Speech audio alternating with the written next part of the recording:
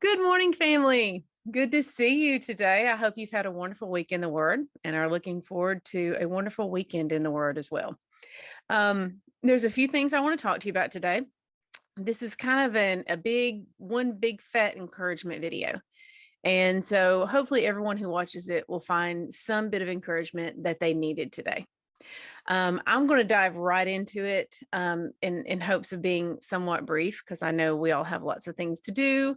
You will probably be watching this. If you're watching it the first time it airs, it will be on Friday, which we call Prep Day.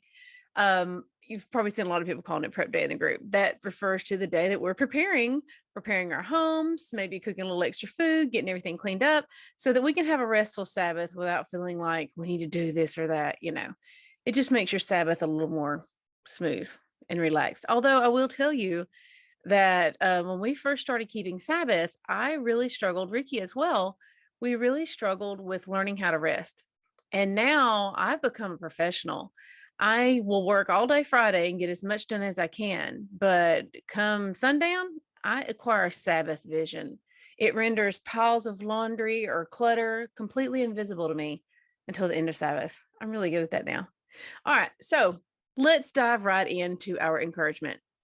Number one, I want to always remind you this. If you get behind, dive right back in where we are right now. Telling yourself you're going to get caught up is a trap. You were already short on time. That's how you got behind to begin with. To think that you're going to make up that time and then find more time as well, it's a pipe dream.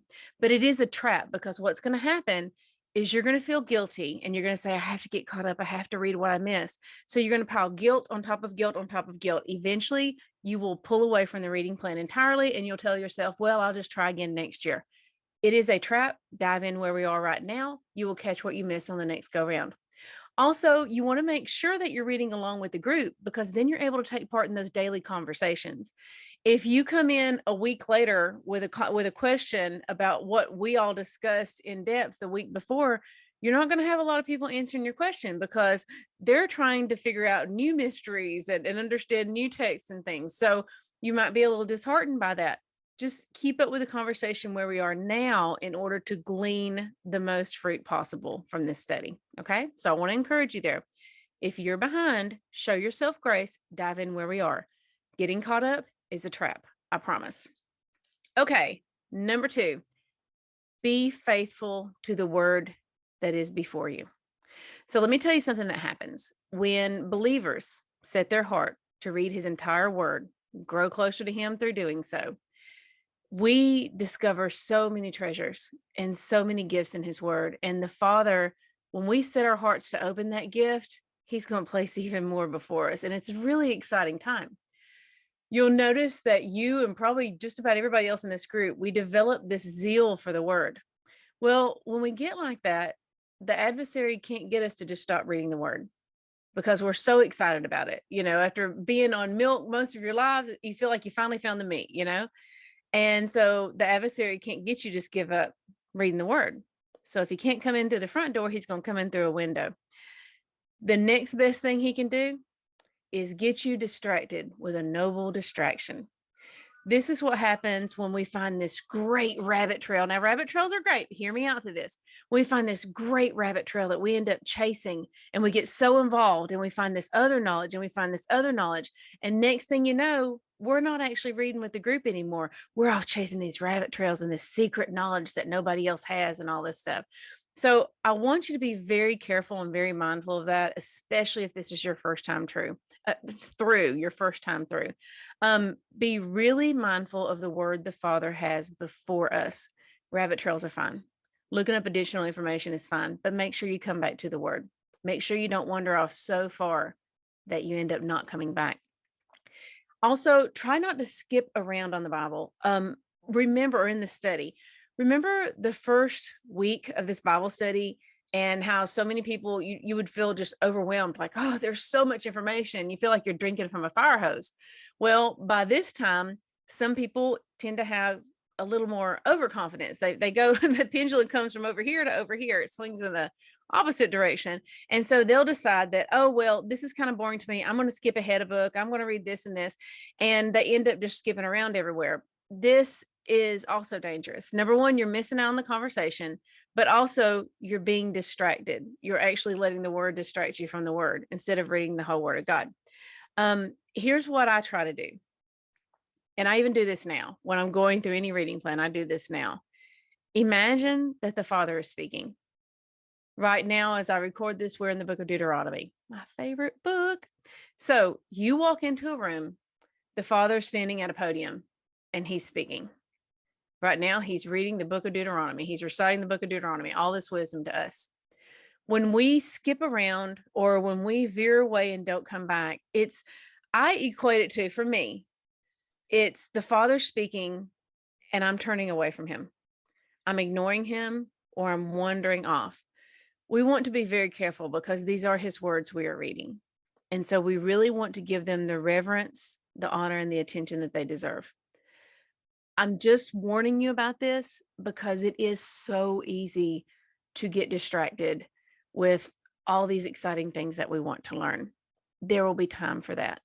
As I said in my notes, I believe a week or two ago, pay attention to what the Father is teaching you right now. It's more important to learn what the Father wants to show us now than what we want to learn. Most of the time you won't realize it, but you're actually living your way to the answers to so many of the questions you have. The Father has to give you this knowledge in layers because we're really very behind on our biblical knowledge. Our society, even our culture of Christianity, is almost entirely biblically illiterate. And so we have to start in preschool, and then we have to move up to kindergarten, then we have to move up to first grade. Just because you may be the same age as some people in 10th grade doesn't mean you're ready to be there. We start in preschool, we work up to kindergarten, we work up to first grade. We got to take this a grade at a time, okay? And here's the thing you need to know. Don't be feeling overwhelmed. Don't be feeling lesser than. There is not a single person in this group who is not learning right now. And also, there's not a single person in this group who does not have a lifetime of learning yet to come. Do not feel like some are smarter than you or you're lesser than in any way whatsoever. The Father is teaching each one of us on his timeline. And it is a huge mistake to compare our spiritual growth with that of our neighbor. First of all, you're only seeing the highlight reel. You don't actually know what's going on behind the scenes there. Second of all, it's kind of like when you're taking a test. Keep your eyes on your own paper, okay? If I want to check out what my brother or sister's doing, it better be because I'm wanting to encourage them. That's the purpose of looking to your left or to your right, to encourage the brothers and sisters who are walking this road with you. Okay, that brings me to my third point. Sometimes I do these videos more regularly. Sometimes I do them it's a little more sparse. My husband has gone back into the office now, so he's no longer working from home. So I do have access to my filming area all the time, which is a lot more convenient for me. I'm going to play this in the morning, probably, and watch it with you. And it's 11 o'clock in the almost lunchtime for me right now. So I like being able to record during the middle of the day, or just when something gets heavy on my heart, I can go record it. It is kind of a double-edged sword though, because Ricky and I both really liked him working from home. So we're just really looking forward to the time where he can retire and we can spend all day, every day together. We've got lots of big plans for that. But I want you to know that you don't need me. You don't need me to do these weekly videos. I hope that, or semi-weekly, I hope that they're an encouragement to you. But nobody joined this group to follow me. You join this group because you're following the Father. And so I try to be mindful of that, in that I don't want to interrupt the Father. And when we're looking to him, if I have an opportunity to encourage you or strengthen you in your walk towards him, in your knowledge of him, that's certainly what I want to do. But I definitely don't want to put myself in between you and the Father. Another thing you need to know, this is my fourth point. I've actually got 5 points in this video, so maybe we won't be too long. You think that this Bible study is teaching you the Bible. A lot of people do. Technically, on a couple of different counts, I'm a teacher. I have been a teacher since I was 5 years old, and my sister and I played school. I was the teacher, and I made her the student. And Patty wanted to be the teacher too, because she didn't like that I was the one in charge. let me move this back a bit. I'm cutting my head off some. Patty didn't like that I was in charge. And so she wanted to be a teacher too. So I said, okay, you can be a teacher starting tomorrow. And so I gave her a promotion to teacher and I promoted me to principal. So I was still in charge anyway. But you may think that you're being taught the Bible in here, and that's actually not what's happening. I'm not teaching you. I'm not teaching you anything. What I'm really doing is I'm training you. I'm training you to be able to study the Bible on your own. I am building you up and showing you that you're smart enough, that this word was written with the intent that you would read it. The Father gave us his word because he wants every one of us to know it. The Holy Spirit is our teacher. He is our guide. And I'm just trying to give you the tools and the confidence you need and give you some examples on the questions to ask, how to dig deeper, how to really help these words come off the page. So some people may think that this is a teaching. It's actually a training. And I want you to be encouraged.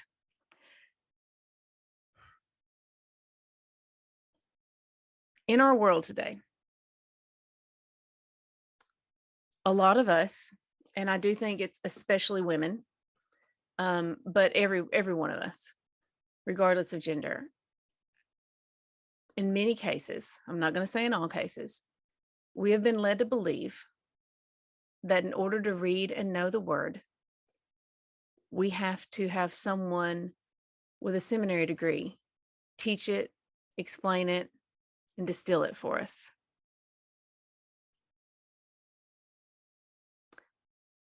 It is a wonderful thing to have pastors. It is a wonderful thing to have, and that's a calling from the Father. It's a wonderful thing to have wise people who are willing to help, and they should all be. The position of that is to usher us closer to the Father. Like I said, if somebody comes to me, if somebody comes to a pastor, our job is to stand aside and point them to the Father. That's the job of every believer. Here you go. Here's the Father. Help them get there. But a good pastor who knows the Father's heart will be encouraging you to read the word for yourself and to seek the Father's guidance and to prayerfully ask the Father to show you what it means and to teach you to recognize his voice. And that's what we're doing here. You know, my daughter, that's what I hope to do here. My daughter is, again, wait, let me just clarify here. Just want to add a little moment of clarity. Not saying I'm a pastor. I'm not. It was just, there's a parallel there. Okay. But, you know, there's a parallel for all of us, along with our pastors, because we're all seeking the Father's heart and we're all servants and representatives of our Messiah, right? My daughter was homeschooled from 3rd grade on. And a lot of people think the job of homeschooling a child is to teach them everything they need to know. We do have a responsibility to teach them a lot of things, but the real job is to teach them how to learn. You teach them how to be learners. You teach them how to find the knowledge. You teach them how to know what questions to ask, how to ask the questions, and how to go search the answers. You instill in them a desire for knowledge. And you get to this point where, you know, anytime they ask a question, they'll immediately be like, oh, I need to go look that up when I get home. You know, we'll have these conversations in the car, and Katie, you'll ask me a question, and I'll say, I don't know. And she'll say, you want to get home? I'm going to look that up. I'll let you know. You know, so we're always seeking knowledge. Katie she's in her junior year of high school now, and she's finishing out her last 2 years of high school by going to a local college.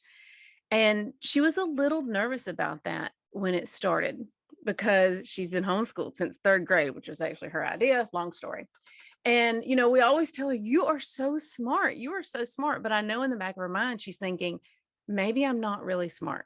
Maybe my parents just told me I was smart. And so she was a little nervous about going to college at 16, 17 years old.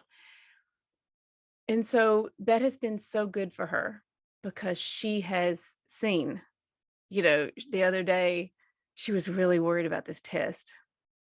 And she had studied and she had taken a practice run test and all this stuff. And she said, Mama, do you think I'll do okay? And I said, Katie, you are so smart. You don't realize how smart you are. You know how to learn. And I've seen you study and I've seen you work for this, and you're going to do wonderful. And she said, will you pray for me? And I said, I pray for you every day, but I will pray especially that the Father shows you favor and helps you with this test. And she texted me and Ricky later, and she was so excited. She said, I got a 99. And I said, well, that was awful good of you to leave that 1 point for the little people. Just kind of building her up there. So that's what we're trying to do here. We're actually trying to help you learn how to learn. It's not to teach you. It's to learn how to learn on your own. In your private time, you and the Father digging through the Word.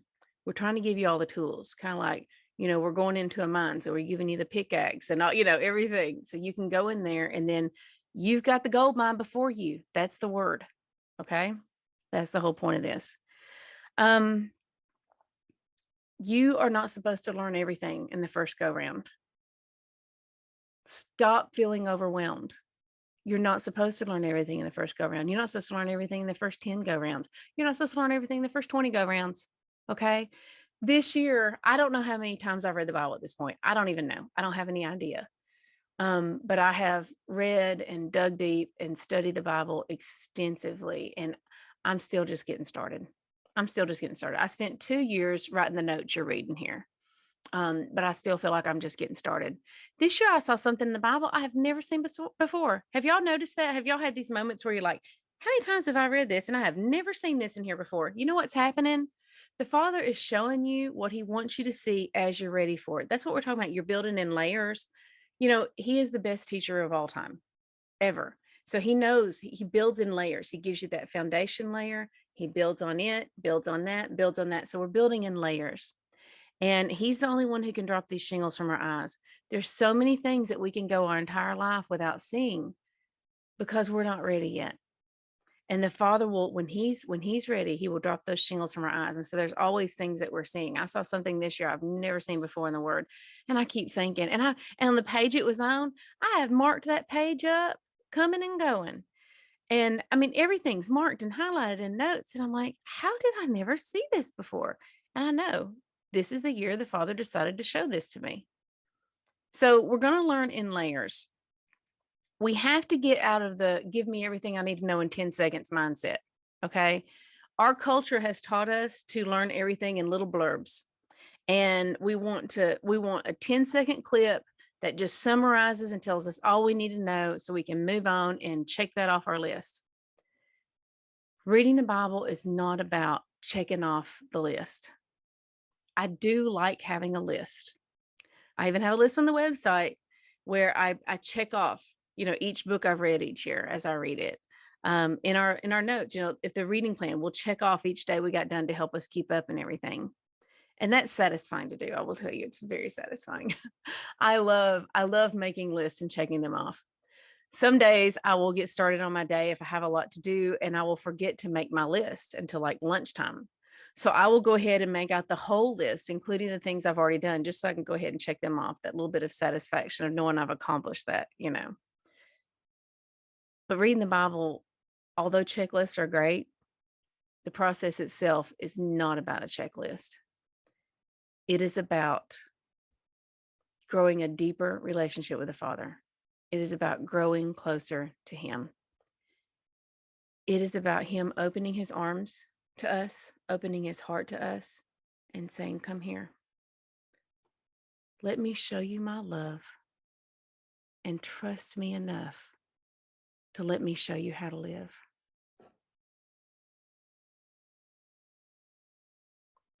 I spent most of my life thinking I was following him. But in truth, that embrace is one I had not stepped into. We say we have faith because that's what we're taught to say. Oh, do you have faith in God? Do you believe in God? Oh, yes, I do. Yes, I do. But at the end of the day, the truth is, if we're not trusting in him,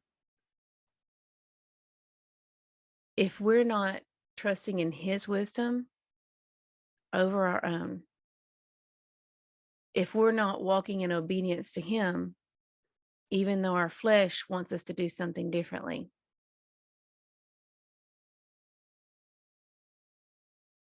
that shows the true state of our faith.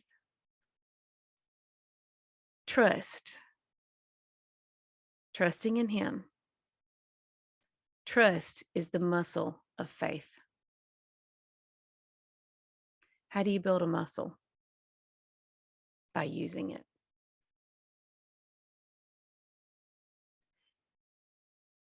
This is a lifetime journey. It's not a single trip. The goal was never to read the Bible once, but to become daily Bible readers. And if you've made it to this point, you've already felt the difference that makes in your life. Keep going. Keep reading. We have just started. And I want to promise you, it gets better. Every time you trust in him, it gets better. And that muscle gets stronger and stronger. You're going to come to points in this journey, if you haven't already, where it's scary to trust in him. And it may cost you some things in the world. Do it anyway. Give him a shot. You have nothing to lose and eternity to gain. And I promise you, as difficult as this life can be, as hard as it sometimes is living in this world, trusting in him now makes life today infinitely better. And the world will do everything it can to convince you that the opposite will be true. But you'll see it. You'll see it. Now, I also want to encourage you that everything we do should be done in love. The Bible is never meant to be a magnifying glass with which to examine others. It is a mirror in which to see ourselves. And when it comes to others, we need to be showing them grace, loving them, and encouraging them, because he's working on them too. And we want to be very mindful that if we try to if we use our biblical knowledge as a hammer to beat them over the head with, we are far more likely to send them running away from him rather than growing closer to him. So we have to be careful, because things like that, if we are not walking out our faith in spirit, which you'll see the fruits of the spirit demonstrated if you do that, and if we're actually trying to walk out our faith and we let our flesh take the wheel, we are at very real danger of poisoning what he has planted. And I sure don't want to be pouring no weed killer on the Father's garden. Weed killer's not a good one. Maybe like something that'll kill the flowers, what I mean. I don't want to be poisoning the Father's garden either way. So I hope there was something in this. I'm going to keep it short today. I hope there was something in this that encouraged you. I have seen I think this is our 6th year in this group. I've seen the Father's hand move more mightily and more rapidly each year. I thought last year was mind-boggling, how quickly his hand moved over this group, how quickly everybody started seeing all these things and realizing, that, wow, what the Bible says is not what I was taught it says. Oh my goodness, this is amazing. And we recognize his truth. His truth just pierces through the darkness like a laser light. And we see that light sooner and sooner. And last year blew me away. This year, I can't even process it. I cannot even process it, how rapidly he's moving in this group. And so I always look at how rapidly he's moving in the group. And then I look at what's going on in the world around us. And I can't help but realize that this is preparing us for what is to come. And that's why we're coming together. How much grace and love and kindness has he shown us by giving us a community, Because I'd be happy to walk this out alone, but I sure am grateful for you. I'm sure I'm grateful that we're here to encourage one another. It's just grace upon grace and blessing upon blessing. But we do have to be careful because until you've read the whole word, so many people, the majority of all believers spend their whole life having never read the word of God. And I can show you comments and emails, which I would not do, but I can also show you evidence from research, Bible research projects that will prove this time and again. It's true. And so when we haven't actually read the whole Bible and we're relying on other people to tell us what it says, we are milk drinkers. It's spiritual milk. Then when we endeavor to read the whole Bible for ourselves, we find the meat. And, just like when you take an infant, you can't just give them a steak. You have to let their teeth grow in. You have to feed them little baby food and let them get used to chewing. They have to learn. They have to build up the jaw strength to be able to chew that meat and stuff. But we have to be careful because we should all be learning how to cut and chew our meat right now. But if we're not actively trying to do that, we are at risk of simply moving up to a more sophisticated form of milk. And we have to be very careful. We are his sheep. He is our shepherd. As sheep mature in the faith, we should be shepherding other sheep. So as each of us mature, we should be becoming shepherds to others in love and grace. In order to take on that responsibility, we have to know the word. We have to have a close, daily, abiding relationship with him. And we have to function in his heart and not our own. We have to love our neighbor. We cannot put ourselves up on a pedestal and think we have all the answers. We cannot lean on our own understanding, and we cannot think that we are right and everyone else is wrong. Because I promise you, for every one thing you're right about, there's 100 you're wrong about, and you don't even know it yet. The privilege of being 100% right all the time belongs solely to him. And those times when we are right, that righteousness still belongs to him. He's just letting us use it. So